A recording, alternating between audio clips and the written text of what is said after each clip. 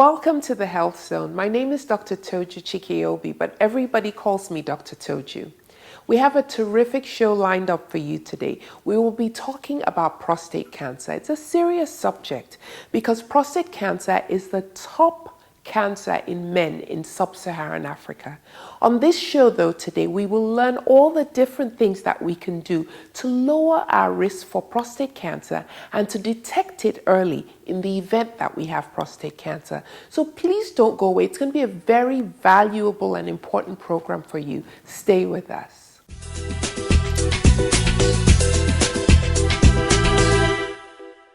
Welcome to the Health Zone. We have a great show lined up for you today. We're going to be talking about a serious subject. It's prostate cancer.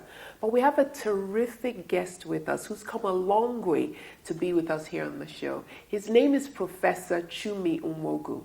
Professor Chumi is a surgical oncologist. That means he's a surgeon who specializes in cancer. So he's the perfect person to teach us everything we need to know about prostate cancer today. He is a professor at the Roswell Park Cancer Institute all the way in the United States. But he's also the CEO of the Lakeshore Cancer Center right here in Lagos, Nigeria. We're really honored to have him with us here on the show. Professor Chumi, welcome to the Health Zone. It's a pleasure to have you with us. I'm very glad to be here. Thank you for having me. I'm looking forward to this discussion. So, but before we do that, though, we have something that we do here on the Health Zone. We go out on the street and find out what the average person knows about prostate cancer, the average man and woman. So let's watch the video. Okay. Today we will be talking to the man in the street. Can you tell us what prostate cancer is for people who don't know what it is? It happens with men generally, and it has to do with I don't know. I will have an idea. I personally know that it's something that affects a lot of black Africans. Well, it's all about something that in between your two legs gives you problem when you want to ease yourself and feel very uncomfortable. Do you know anybody by any chance who's been diagnosed with prostate cancer? Not at the moment. Well, nobody will get to tell you. That's the problem.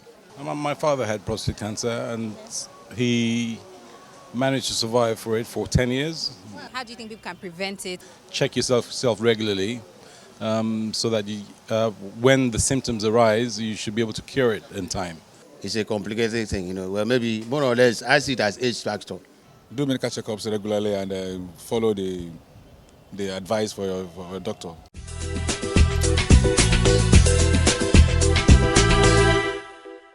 Professor Chumi, that was really interesting stuff we saw on the Man on the Street interview. And, a lot of issues were raised. Mm-hmm. A lot of things we need to clear up in the course of this discussion. So it's good. We know we know how much work we have to do, right? Yes. So I'll just, when people hear the word cancer, it's either don't mention it around me because that's going to jinx me, or it's like, I've heard of it, I really don't know what it is.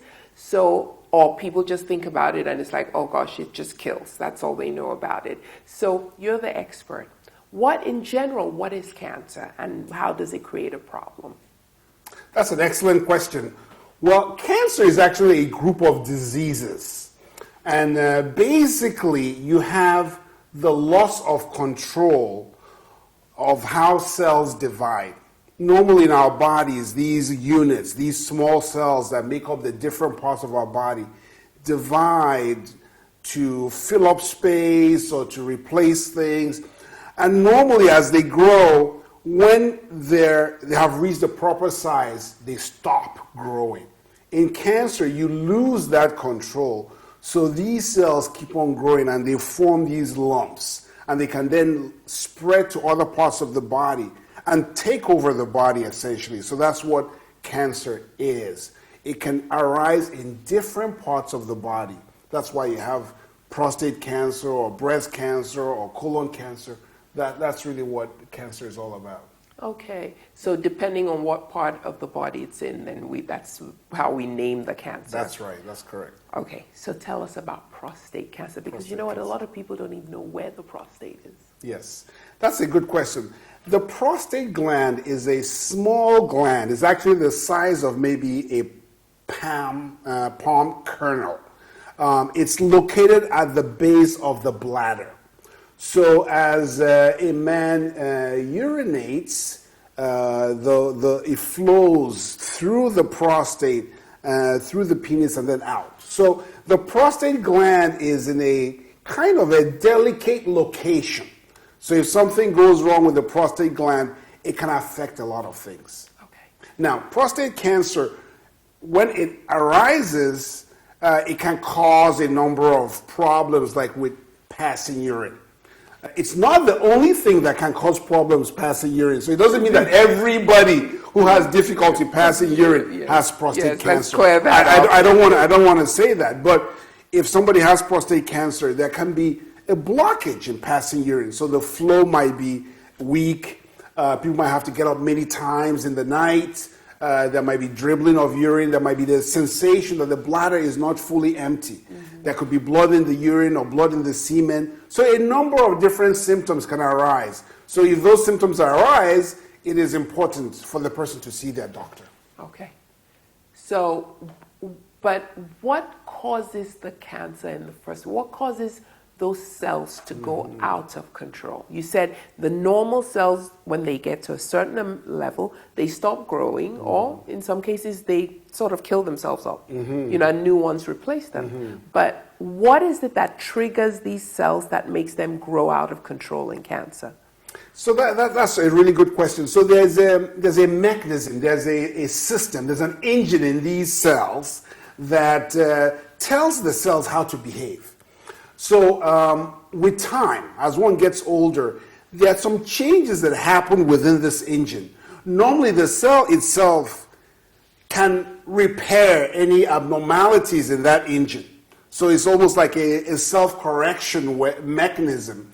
But if these changes accumulate and they're not repaired, it can lead to a breakdown of the protection that the body itself has. So it could be some inherited tendencies might affect it. It could be our exposure to different things in our environment, whether it's radiation, whether it's some infections, whether it's things that we put in our bodies. There are different things that can lead to the loss of that control of the cells. But to a large degree, nobody can say exactly why it happens.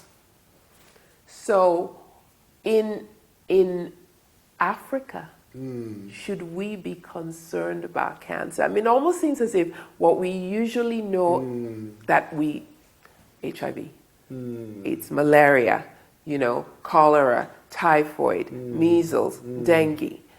Should we be concerned about cancer? Is that a real problem for us here in sub-Saharan Africa right now? That's an excellent question. In the past, when we had a lot of difficulty controlling infectious diseases, that was the major thing we had to deal with. But now, as we have improved in our hygiene, in our kind of basic medical care, and people are no longer dying from a lot of these infectious diseases, people are living longer, cancer and other chronic diseases have become more of an issue. So there is a rising epidemic right now of cancer. So it's something that we all need to be aware of. Cancer is a big deal in all of Africa right now.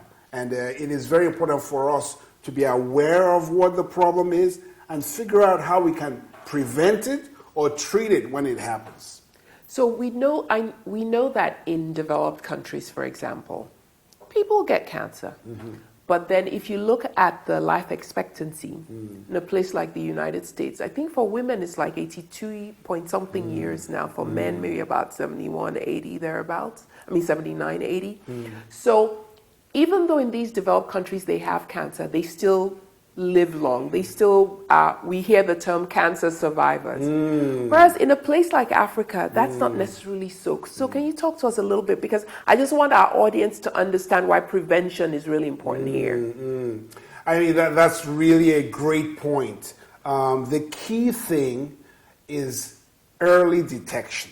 Early detection. The major problem we have with all cancers, including prostate cancer, is that patients, our people really present late. When people come, when the cancer is far advanced, there's a limit to what can be done. The results of treatment are not as good as if the cancer is picked up early. So I think the biggest message we can, really deliver to our audience is the need to go for screening, go for checkups. It is the safe thing to do for the person and their family to really get checked early. If we detect something early, we can treat it, we can cure it. Cancer is not a death sentence. The key thing is to detect it early so we can treat it effectively. So in Nigeria and sub-Saharan Africa, for example, with prostate cancer, because you use the word go and screen to get detected early, I know that we as black people, black men, have a problem with prostate cancer. Yes. Is this something that should be like automatic, that when we get to a certain age? Talk to us a little bit about, why it's important for that screening to happen and what exactly you mean by screening. Okay. Now, there are certain predispositions, there are certain things that make somebody more likely to have prostate cancer. In black men, for instance, we are more predisposed to have prostate cancer than white men. And it tends to be aggressive in black men. Do we know why? It's still being studied. It has to do with genetic disposition. So the specific reason is not clear, but in certain races, in certain families, there are abnormalities, there are inherited things that can put us at a greater risk than others. So it is important for every black man, and generally every man, to be screened. There's some controversy about prostate cancer because prostate cancer can be aggressive or it can be somewhat indolent or somewhat quiet. Yes. So if it's a quiet type of cancer, then it's probably not as risky. But a lot of the prostate cancer that happens in black men is aggressive. Yeah. So I think it is very important for people to go and be checked. The recommendation for somebody who is at really high risk is to be checked every year or every 2 years from the age of 40. Some people would say 45, but I generally would like to advise people to from the age of 40. Okay. What test do? We do a rectal exam. So this is. Men don't like to hear that. I know. Well, you have to tell us what it is. I know. Well, so a doctor in general would, have a actual examination. It's a lubricated exam where somebody feels the prostate gland through the rectum. Okay. But it's not, I know it's somewhat uncomfortable, but it's not painful. And it's a very brief test that only takes about 30 seconds. Okay. So, but it is, having a little discomfort for 30 seconds, not pain, but discomfort, is much better than detecting something when the cancer has spread all over the body. That's right. So I think it is important to do that every year or two from the age of 40, and then to do a test. There's a simple blood test called PSA. And that is a certain antigen, a certain substance that is released by the prostate gland. It doesn't only get released if somebody has prostate cancer. If somebody has an infection in the prostate gland or has a non-cancerous enlargement of the prostate gland, this PSA level can be elevated. But if it's elevated, then one can begin to test things. And find out why. Why it's elevated. The person might need to take some antibiotics and see whether it comes down. But if it's persistently elevated, then there might be a need to do a biopsy. Yes. And what is a biopsy? A biopsy is essentially a test where a little bit of tissue is taken with a needle From the prostate gland for the pathologist, a doctor that looks at things under the microscope, to go and look at the cells and see whether the cells are normal or abnormal. Okay. Yes. All right. So you're recommending that black men, every black man from the age of 40 should begin to have screening for prostate cancer every year or 2 years. That's right. Okay.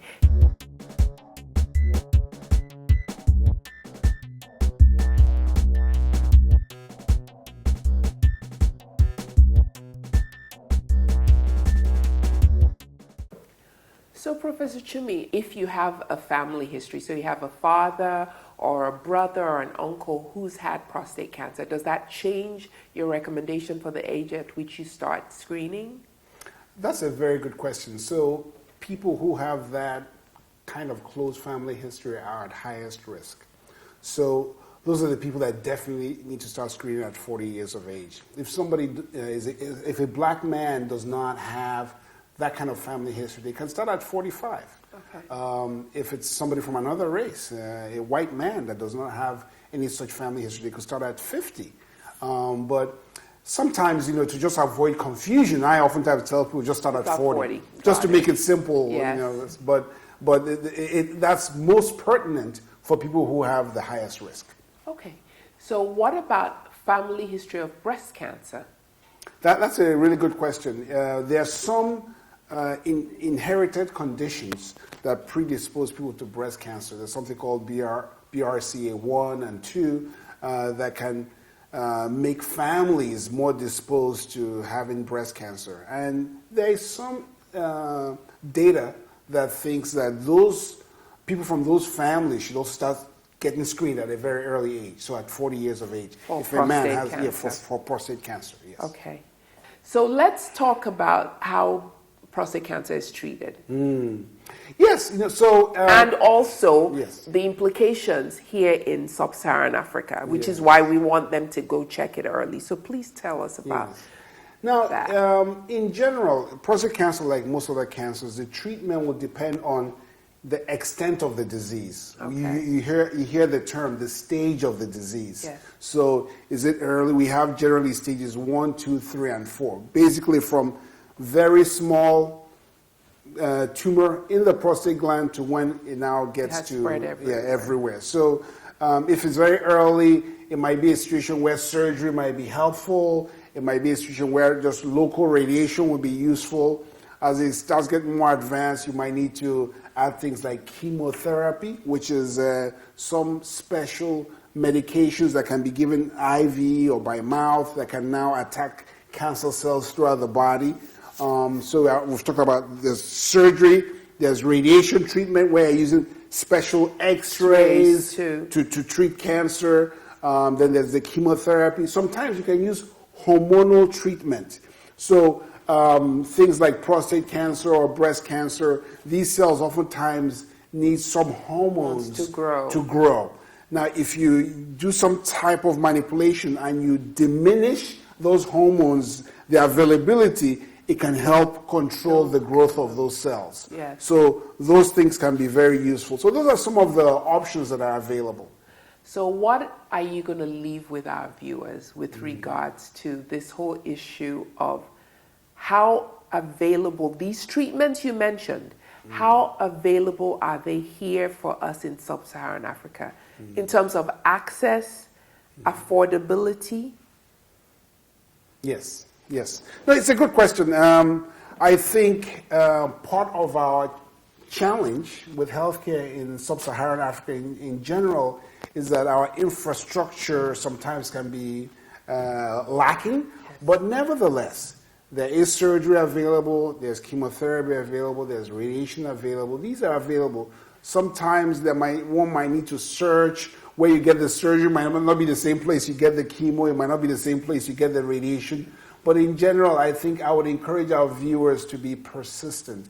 And even if somebody has advanced prostate cancer, it's very, very important for me to emphasize that there's also another concept about what we call palliative care. Yeah. So there is pain medicine available. If somebody has pain from the cancer being in bones and things like that, it doesn't mean that all hope is lost.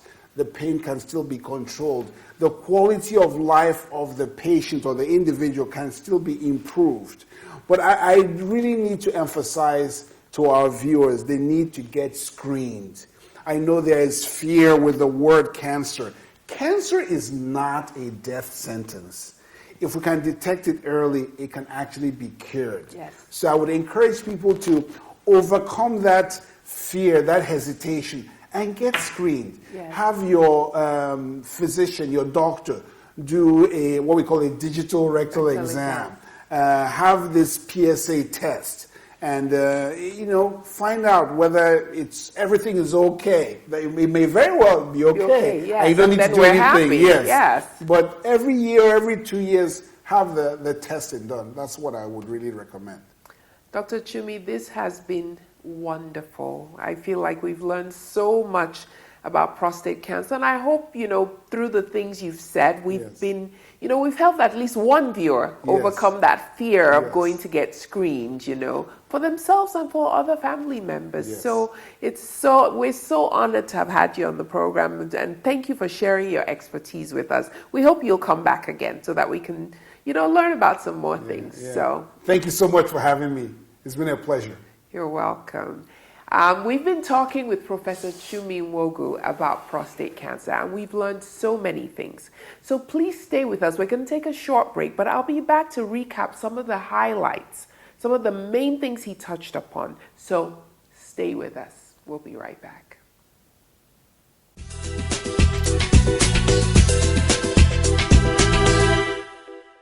Professor Chumi taught us a lot of great things about prostate cancer, and some of it bears reminding ourselves of. So I'm going to recap them again. Prostate cancer begins when the prostate gland begins to grow out of control. The prostate is a part of the male reproductive organ. Prostate cancer is the most commonly diagnosed cancer and the second leading cause of cancer deaths in African men. In fact, black men have a greater risk of prostate cancer than do men of other races.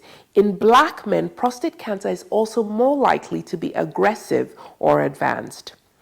Risk factors for prostate cancer include a family history of prostate or breast cancer, being an older person, and obesity. Prostate cancer screening tests like the prostate-specific antigen PSA and digital rectal exam DRE can help find prostate cancer at an early stage before symptoms appear and when it may be easier to treat.